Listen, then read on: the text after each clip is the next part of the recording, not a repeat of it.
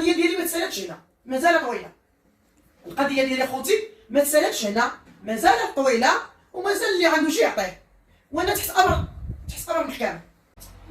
وتحيه للمتتبعين كبيره خارج المغرب وداخل المغرب على الوقفه ديالهم اللي واقفين معنا، وتحيه لسي مراد الشريف اللي واقف معنا في الساره والضاره، ولا هو الراجل ولا بالك. تحيه لمراد، تحيه لمراد، وتحيه للمحامي ديالو كبيره، وقد كلمته وقد دراعو.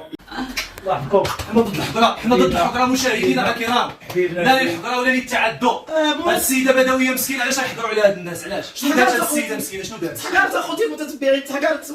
شكرا جزيلا للمشاهدين الكرام. صراحه انا لبيت الرغبه ديالكم، حيت القبيله في اللايف قلت لكم واش مشى عند نعيمه، قلت لي سير عند نعيمه. انا جيت لعندها كانت كتصور فيديو، اسلمتها. صراحه لحظه الخروج ديالها من المحكمه كانت واحد الفرحه، رغم البلطجه رغم الشوشره اللي حاولوا يديروا بعض الناس اللي بغاو يحفروا لأمي نعيمه، رغم كيد الكائدين، الا ان الله عز وجل فوق كل شيء، ونصر هذه المره هذه وهي خرجات سالمه غانمه. كنشكر السي مراد الشكر الكبير، هو وهذا حميد اشهبار. حميد اشهبار راه ما نقولكمش، راه ولدي ما يديرش علياش.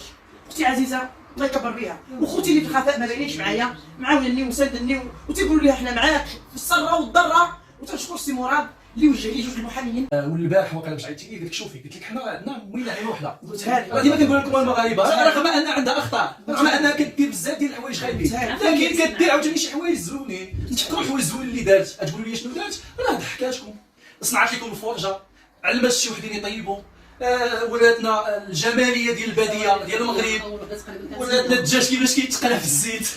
عشنا مع لحظات جميله، عندها زلات لسان، كتبقى مرأة بدويه، هي كتعلم مع الوقت. حنا ميمكنش غادي نحاسبوها بواحد الحاجه اللي هي كديرها عن غير قصد. المسطره دابا تحول الملف للضابطه القضائيه من اجل الاستماع للطرف الثاني موضوع النقاش، لان كاينه شكايه اخرى مقدمها نعيمه البدويه، فبالتالي السيد وكيل الملك عطى قرار باعاده الملف الى الضابطه القضائيه من اجل الاستماع الى الشكايه، حيت الطرف الثاني موضوع النقاش بلا ما نذكروا الاسم ديالو كيبقى طبعا الاحترام. القضيه عند القضاء، والرحمه هي روح القانون، والنطق بالحكم هو عنوان الحقيقه.